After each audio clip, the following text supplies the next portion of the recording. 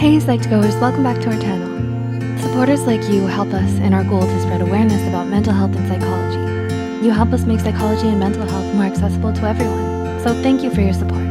Now, on to the video. At times, we can often forget to give our mental health the attention it deserves. Some of our actions may be too mentally draining, such as holding on to toxic relationships or pushing ourselves too hard with school or work. It can be a good idea to step back and take a look at our behaviors and habits and ask ourselves the question, do I possess healthy habits or negative ones? I'm sure we all have negative habits, but now it's time to start incorporating some mentally beneficial behaviors into our routines in hopes we can develop a new habit, a good one this time.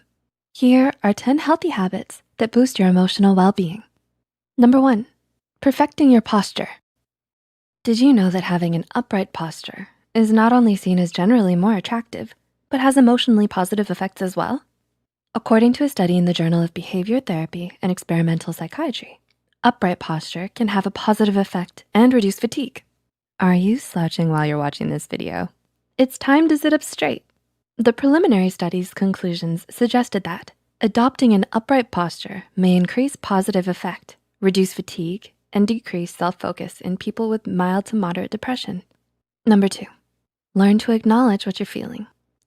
While it may seem convenient at the time to go ahead and ignore that sadness or anger inside of you, according to you, you have work to do. But in the long run, suppressing your emotions can actually do more harm than good. Just because you consciously suppress your emotions does not mean they go away. Instead, they build up. You should instead express emotions such as sadness, anger, or anxiety to someone you trust. Just imagine what could happen if you don't allow yourself to release an emotion like anger and instead let it build up. Okay, so let's use anger for an example.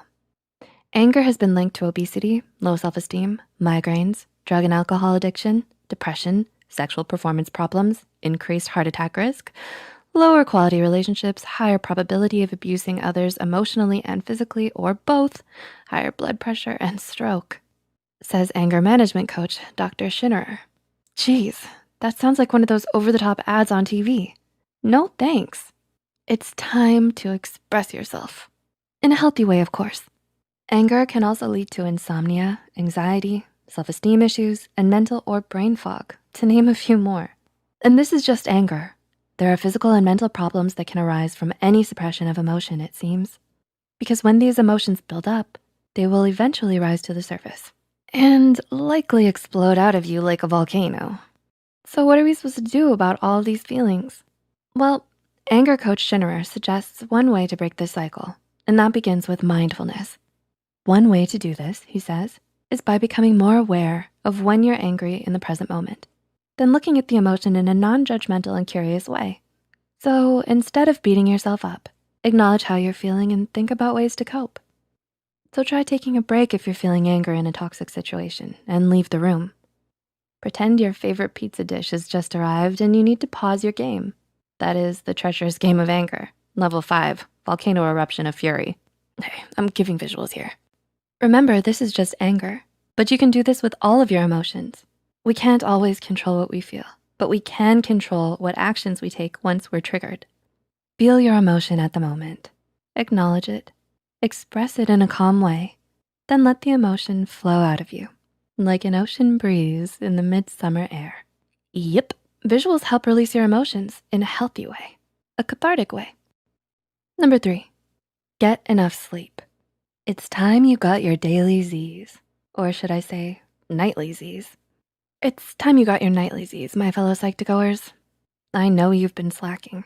What time are you watching this video? 10 a.m., 2 p.m.? Don't say 3 a.m., don't say 3 a.m. It's 3 a.m., isn't it?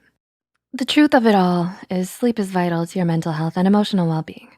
Sleep helps repair and renew all of the cells in our bodies.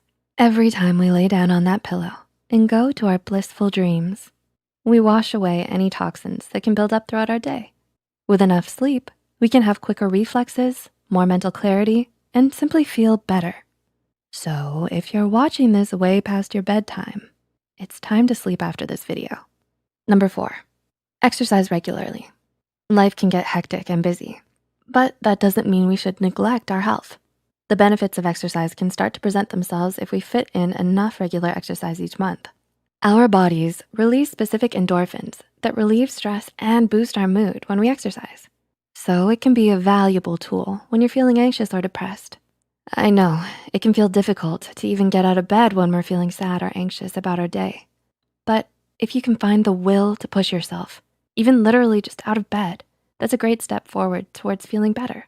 Next is pushing yourself onto that workout bike of yours downstairs or your yoga mat. Number 5, make socialization part of your routine.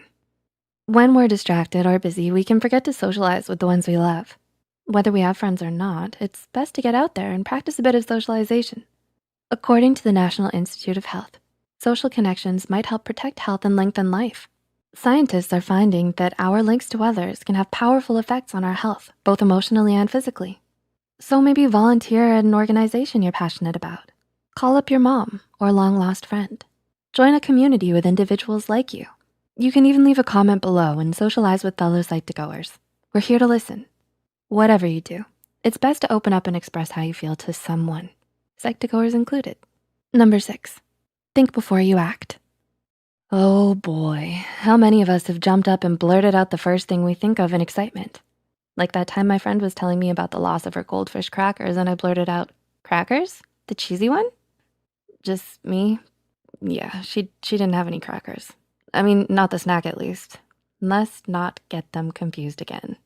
The thing is, we can act before we think. When we first need to calm down our strong emotions before taking action. Sometimes before even processing a request or comment, we fill in the blank with what we think someone else means. In my case, I thought she said, "We got some goldfish crackers." But what she really said was, "The funeral preparations for my goldfish crackers has already begun."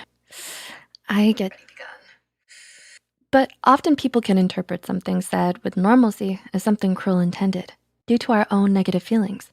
So it's best to think and process what's really being said before you act. Number 7, be present in the moment. This behavior isn't always the easiest to turn habitual. We can often ruminate on our worries throughout the day. These worries can create anxiety and pile up.